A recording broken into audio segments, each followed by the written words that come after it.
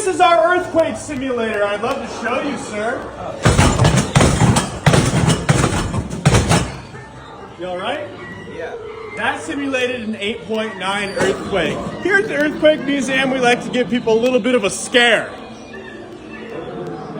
Are you okay? Are you mad at me? Are you mad at me? No. So sometimes people get mad at me and they call the police. Man, we can do the back shot 10,000. He was like, back shots, back. Oh my God. You see how I'm holding my water bottle? My Gatorade? I'm happy he chose who he chose, because he chose the wrong person. He'd have been long gone. Ain't nobody been mad, brother. He just been gone.